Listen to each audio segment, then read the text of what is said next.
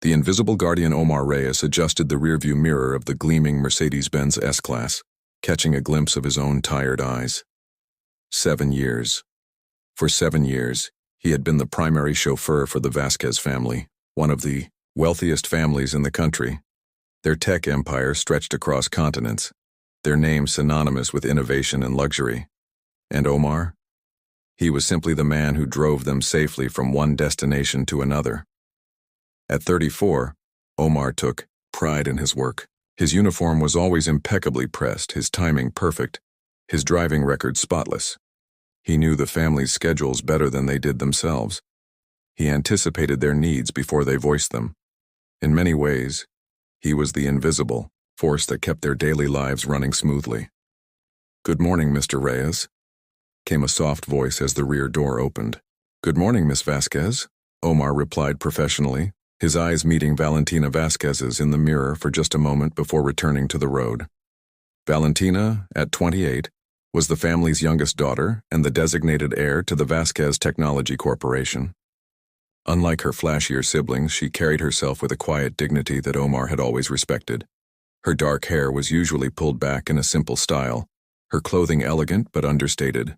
She was brilliant, a fact well known in business circles. But there was a solitude about her that few noticed. Omar did. He noticed everything. "The board meeting starts at 9, she said, already absorbed in her tablet. "But I'd like to stop at Riviera Cafe first if we have time." "Of course, Miss Vasquez, we have plenty of time." The morning ritual continued as it had for years. Omar navigating through city traffic with practiced ease, Valentina preparing for her day in the quiet sanctuary of the back seat. Sometimes she took calls, her voice shifting into something stronger, more commanding. Sometimes she simply gazed out the window, lost in thought. What most people didn't know, what her family rarely acknowledged, was that Valentina was the true genius behind the company's recent innovations. Omar had driven her to the office, at midnight more times than he could count, waiting hours while she worked alone in her laboratory. He'd watched her emerge exhausted but triumphant after breakthroughs. He'd driven her home after devastating failures, the silence in the car heavy with her disappointment. Today, Omar sensed something different. Her usual calm seemed fragile, a thin veneer over something troubled. "Is everything all right, Miss Vasquez?" he asked when they reached a red light. Valentina looked up, surprised. Few people asked her that question, really asked with genuine concern rather than professional courtesy. "Just another day of convincing old men that my ideas are worth their investment," she said with a small smile that didn't reach her eyes. Omar nodded. "If I may say so, Miss Vasquez, they would be fools not to listen to you." The light turned green, and Omar returned his attention to the road, missing the way Valentina's expression softened as she studied him. To her family, Omar was just another employee. To her colleagues, he was practically invisible. But to Valentina, he was becoming something she couldn't quite define, a constant in her unpredictable life, a silent supporter who asked for nothing in return. As the Mercedes glided through the morning traffic, neither of them realized that their carefully maintained distance was already beginning to close, like two stars, seemingly separate in the vast sky, yet connected by forces neither could see nor resist. Crossing paths, the autumn rain pounded against the windows of the Mercedes as Omar waited outside the towering Vasquez corporate headquarters. It was nearly midnight, the surrounding skyscrapers having dimmed hours ago, but one light still burned on the 42nd floor, Valentina's office. His phone chimed with a text message. "Coming down now. Thank you for waiting." Omar straightened his tie and stepped out with an umbrella, positioning himself at the building's entrance. When Valentina emerged, he noticed immediately that something was wrong. Her usual composed demeanor had fractured. Her eyes were rimmed with red, her shoulders unnaturally stiff. "Where to, Miss Vasquez?" he asked quietly, holding the umbrella steady above her. She hesitated. "Just drive, please. Anywhere." Omar nodded, understanding the request beneath the words. She didn't want to go home, didn't want to face the empty penthouse that awaited her. She needed movement, distance, time to process whatever had happened, upstairs. For nearly an hour he drove through the rain-slicked streets of the city, occasionally glancing in the rearview mirror. Valentina stared out the window, her reflection ghost-like against the darkness beyond. Finally, he pulled into a secluded overlook above the city, where the lights below sparkled like fallen stars. "Would you like me to remain in the car, Miss Vasquez?" he asked when he had turned off the engine. "No," she said softly. Would you sit with me, Omar? Just for a while." It was the first time she had used only his first name, and something in his chest tightened at the sound of it. He moved to the passenger seat beside her, maintaining a respectful distance but close enough that she wasn't alone. "They're trying to take my project," she finally said. "The neural interface I've been developing for 3 years. The board wants to sell it to a military contractor." Omar knew about this project. He'd driven Valentina to countless meetings, with medical researchers had waited while she visited rehabilitation centers where patients struggled with paralysis and nerve damage. Her technology was meant to help people walk again, to reconnect broken neural pathways. "That's not what it was meant for," he said. "No." Her voice cracked slightly. "But apparently, weapons are more profitable than healing." They sat in silence, watching raindrops trace silver paths down the windshield. Omar knew he was crossing a line, sitting here beside her instead of maintaining the professional barrier between them. But in this moment, he couldn't bring himself to return to his place behind the wheel.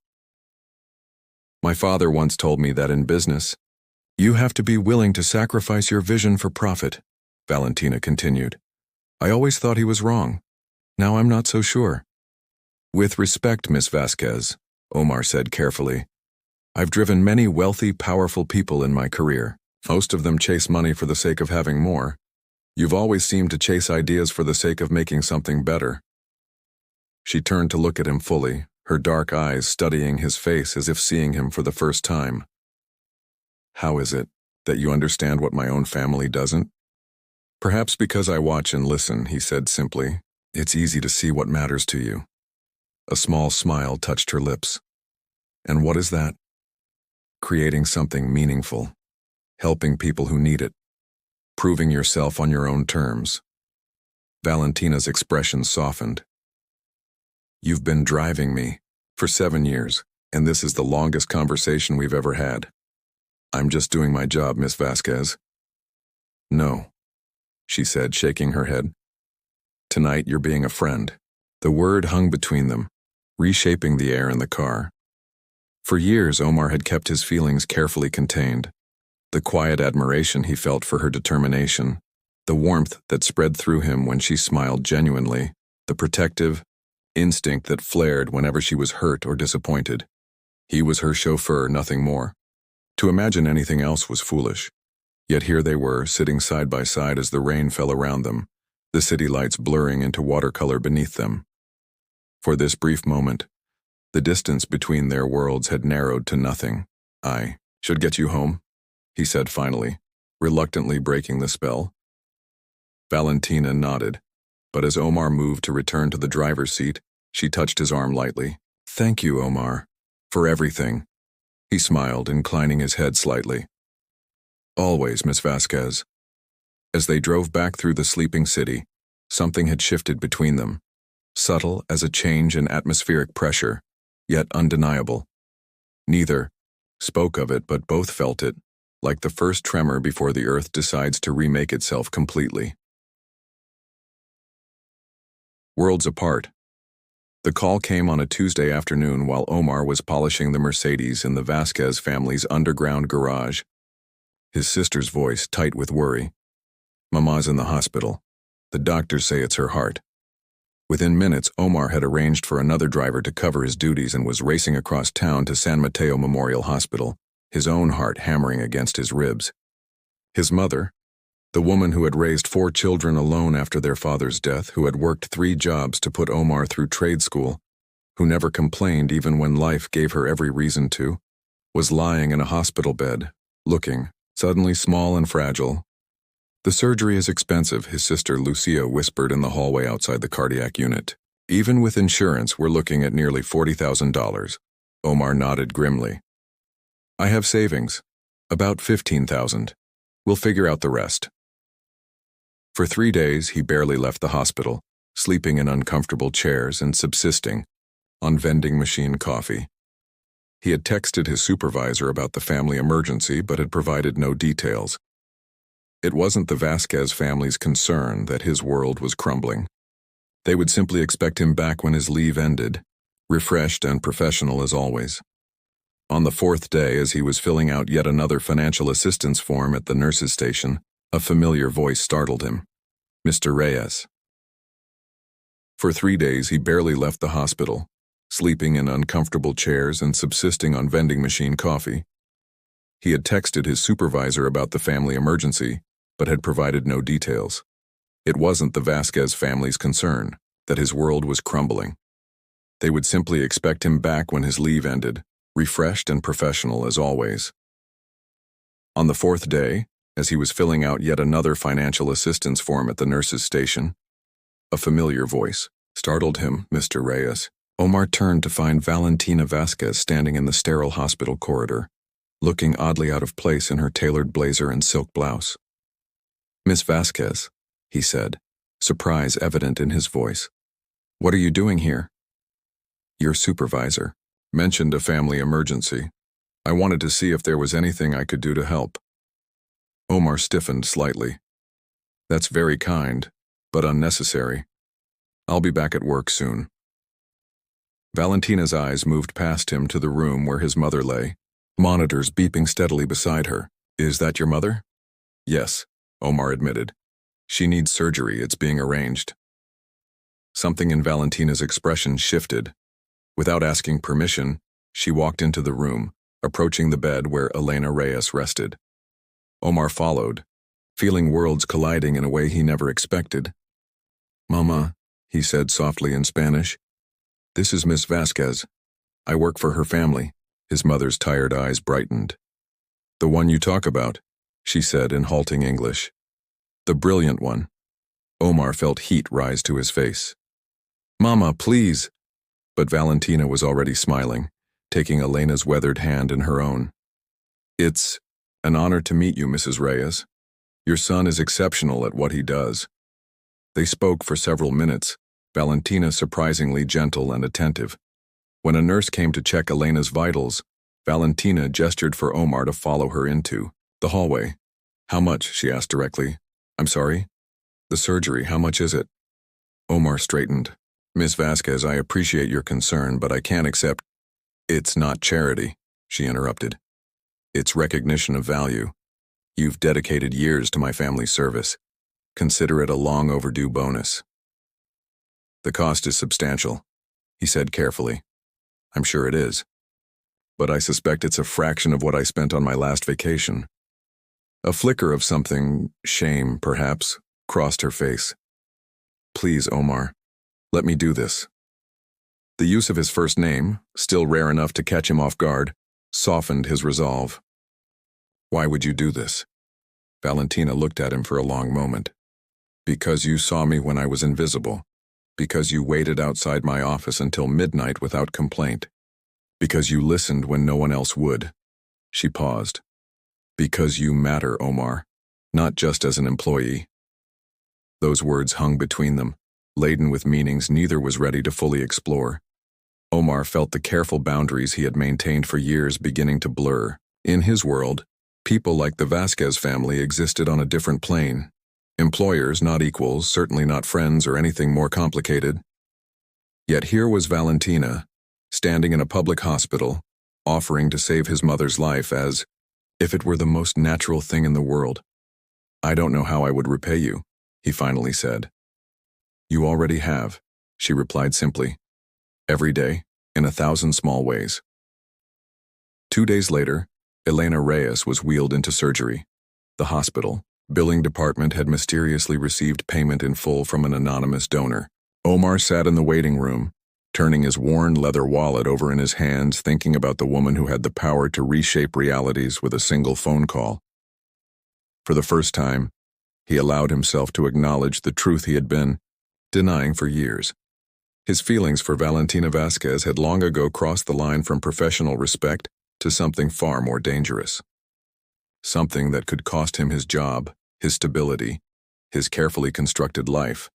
Something that, despite the rational voice in his head warning him away, felt increasingly impossible to ignore. The farewell that wasn't, 3 months after his mother's successful surgery, Omar stood in the Vasquez family's grand foyer, letter of resignation in hand. The decision had not come easily. For weeks after the hospital, he had tried to return to the way things were, to be just the chauffeur again, to keep his eyes on the road instead of searching for Valentina's reflection in the rearview mirror. But something fundamental had changed.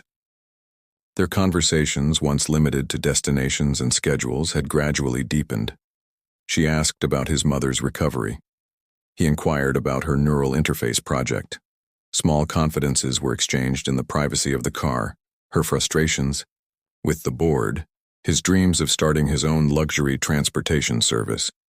Each interaction made it harder to maintain the professional distance he knew was necessary. When Valentina had casually mentioned introducing him to her friend who worked in small business development, Omar had realized it was time to leave. He couldn't continue in this limbo, caught between worlds, nurturing feelings that could never be reciprocated.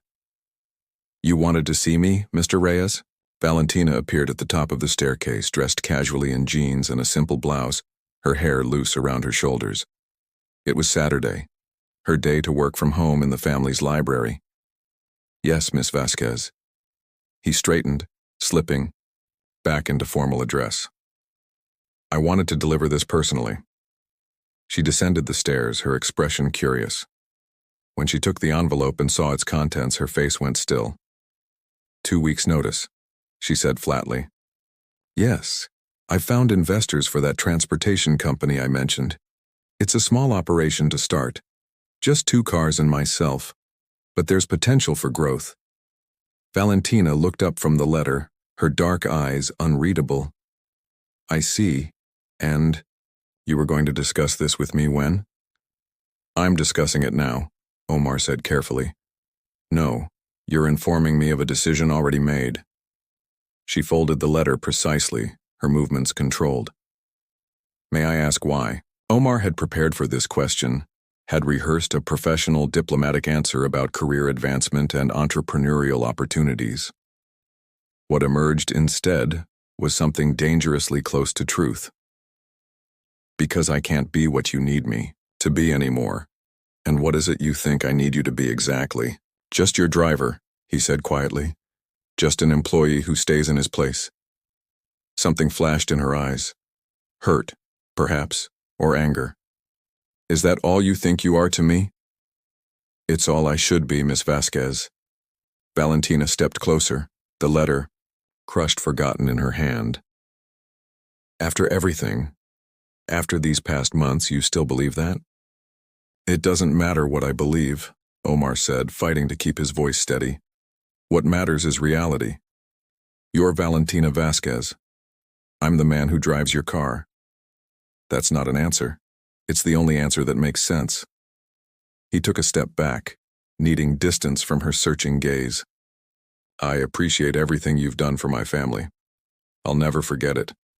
But it's time for me to build something of my own." For a moment, Valentina said nothing, studying him with an intensity that made him want to look away. Finally, she nodded, once her expression closing off. "Of course, congratulations on your new venture, Mr. Reyes. I'm sure it will be successful." The formality was like a door closing between them. Omar felt simultaneously relieved and devastated. "Thank you. I've arranged for Thomas to take over your regular schedule. He's been with the company for 5 years and is extremely reliable." "I'm sure he's perfectly adequate," she said, her voice cool. Then, softening slightly, "Will you at least allow me to be your first client for old time's sake?" The request caught him off guard. "I don't think that would be—" "One ride, Omar. The day after your notice ends. Consider it a test run for your new business." He should refuse. Every instinct for self-preservation told him to make a clean break. Yet looking at her, at this, woman who had somehow become the center of his thoughts despite all his careful boundaries. He found himself nodding. One ride. Good. She handed him back the crumpled resignation letter. I'll see you in 2 weeks then. As Omar drove away from the Vasquez estate for what would be the third to last time, he felt a curious mixture of sorrow and anticipation. He was leaving behind not just a job but a world, Valentina's world, which had somehow become intertwined with his own, despite all odds. What he didn't know, couldn't have known, was that in her private study, Valentina Vasquez was already making phone calls to her lawyers, to her financial advisors, to the executor of her personal trust, preparing for a future that neither of them had dared to imagine, but which she had finally decided to pursue, one that would begin with their final ride together. Constellations aligned. 2 weeks passed in a blur of preparations. Omar leased a small office space downtown, had business cards printed with the elegant logo of Stellar Transportation Services, and finalized the paperwork for his 2 luxury vehicles, a sleek black Lincoln Continental and a Mercedes S-Class similar to the one he had driven for years. His final day at the Vasquez estate was quiet. He performed his duties as always, driving Valentina to and from her office with professional courtesy. If there was a certain heaviness in the air between them, neither acknowledged it. When he pulled up to the mansion for the last time, Valentina simply said, "Until tomorrow, Mr. Reyes," and disappeared inside. That night, Omar barely slept. He told himself it was excitement about his new business, not apprehension about seeing Valentina one last time. By morning, he was exhausted but impeccably dressed in his new uniform, charcoal gray suit with a subtle silver pin on the lapel shaped like a star, his company's emblem. At precisely noon, he pulled up to the Vasquez estate in his gleaming new Mercedes. He had expected the housekeeper to inform him that Valentina was waiting, but instead, she herself emerged from the massive front doors. She wore a simple cream-colored dress that floated around her knees, her hair gathered in a loose knot at the nape of her neck. She looked younger somehow, unburdened. "Miss Vasquez," he greeted her, holding the rear door open. "Not today," she said with a small smile. "Today I'd like to sit in front if that's allowed."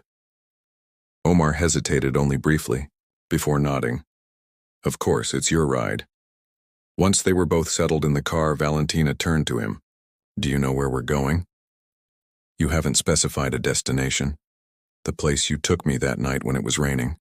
The Overlook." Omar's hands tightened slightly on the steering wheel. Of all the places she could have chosen, she had selected the one where the lines between them had first begun to blur. "As you wish," he said quietly. They drove in silence through the city, past the gleaming corporate towers, and into the winding roads that led to the hills beyond. It was a clear spring day, the sky an impossible blue, the city below them shimmering in the midday sun when they finally reached the Overlook. "Would you like me to wait in the car?"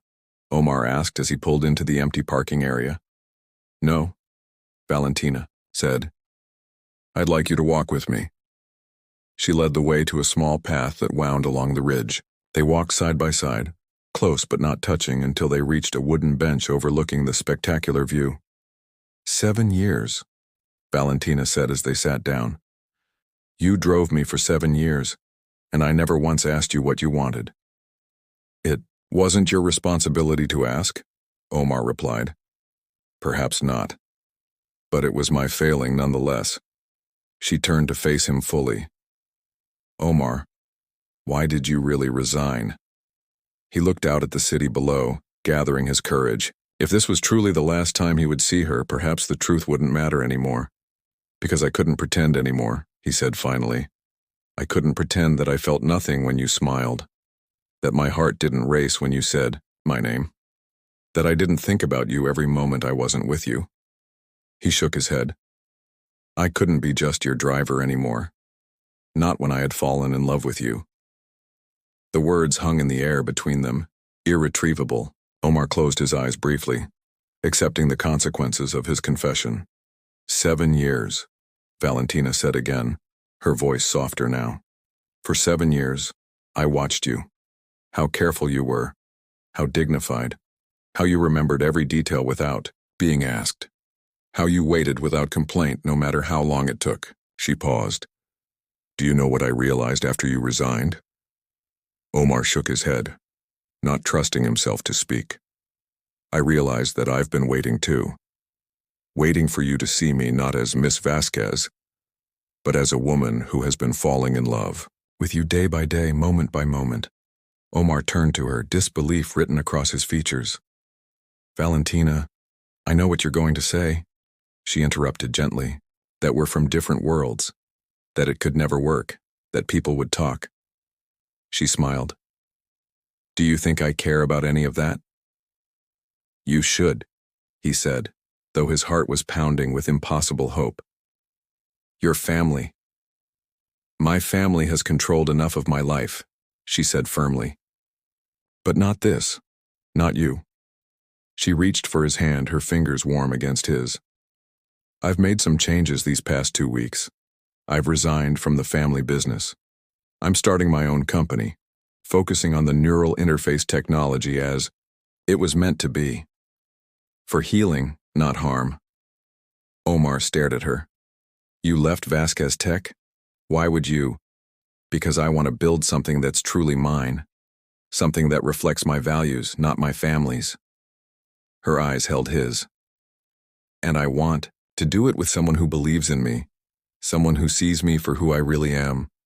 I do see you, Omar said softly. I always have. I know. Valentina's smile widened. And there's one more thing. I'd like to invest in a promising new transportation company. I hear the owner is exceptionally talented. A laugh escaped him, half joy and half disbelief. Valentina, are you saying? I'm saying that for 7 years you thought you were just driving me somewhere, she said, echoing his thoughts from all those quiet moments behind the wheel. But all along we were traveling toward each other. Omar reached up, his fingers trembling slightly as they traced the line of her cheek. What if it doesn't work? What if the distance between our worlds is too great? Then we create our own world, she said simply. Together. As the sun began its descent toward the horizon, casting golden light across the city below, Omar Reyes finally closed the distance between himself and Valentina Vasquez. Their kiss was gentle at first, then deepening with the certainty of two people who had been moving toward this moment for years. When they finally parted, Omar smiled. Where to now, Valentina? She leaned her forehead against his, her eyes bright with promise. Anywhere, everywhere, as long as we're going there together. And so they did. The chauffeur who had learned to steer his own destiny and the heiress who had found the courage to follow her heart. Their journey had only just begun, but already they knew the truth. Sometimes the greatest distances we travel are not measured in miles, but in the space between two hearts finding their way to each other at last.